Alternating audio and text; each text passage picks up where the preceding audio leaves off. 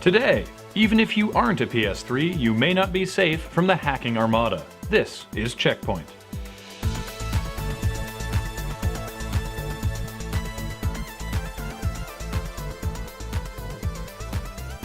Hi, I'm Kathleen. And I'm Graham, and welcome to CheckPoint, where, unlike other game journalists, we're not sick because we watched E3 from the comfort of our own homes. Not invited.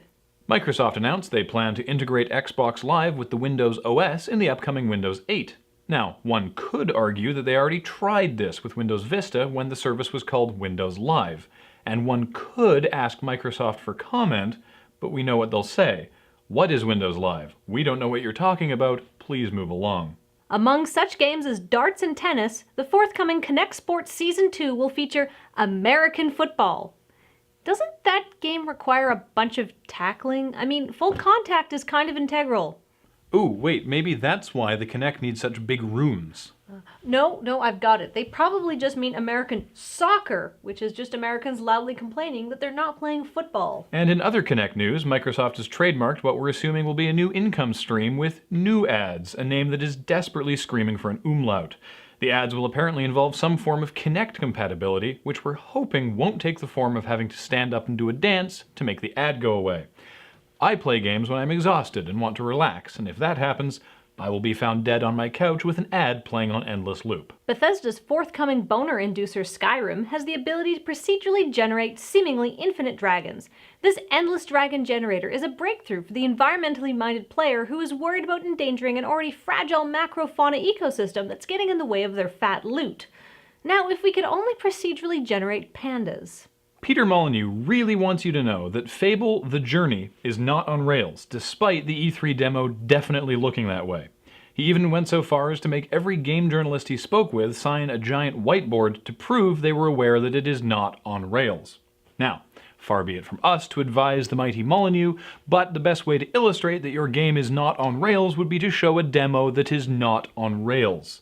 That seems far easier than contracting out a notary every time you talk to game journalists. CheckPoint is pleased to announce that finally, at long last, the forthcoming game Aliens Colonial Marines will allow players to do away with those flashy aliens and predators and play as the least interesting third of any AVP game.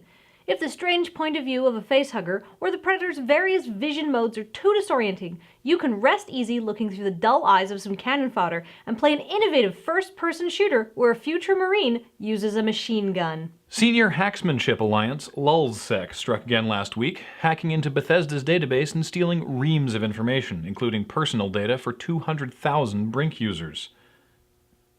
Really? That many people playing BRINK? Surprising. LULZSEC have demanded more info on Skyrim and the inclusion of a top hat in the game in exchange for not releasing the data. This is all very scary for other companies who are wondering if they could be next, which, of course, they will be. Security expert Paul Saunders is here to tell you how to prevent your company from being next on the list. Paul. Thanks, Graham. The first rule in this situation is don't be Sony.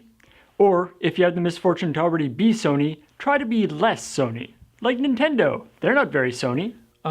Paul, I'm pretty sure that Nintendo and subsequently their website were hacked. Well, then the key is to make sure your games are of no interest to LULZSEC. Don't make great stuff they enjoy, like Bethesda, and don't make really terrible stuff that would be funny to hack. Just plain, boring games. They did hack Codemasters. Well, in that case, maybe try to stay under their radar entirely. They also hacked PBS. Well, realistically, and this should come as no surprise, eventually everyone will get hacked. So the important part is keeping your users' data safe. Ideally, in a safe. Take that safe, encase it in concrete, and get an intern to throw it into the lake. What if someone goes looking for the concrete block? That's why you kill the intern. They're expendable. And what if you actually need your user data? Ask LULZSEC? They probably have it anyway. Thank you, Paul. Really, I think every game should have a top hat. I agree.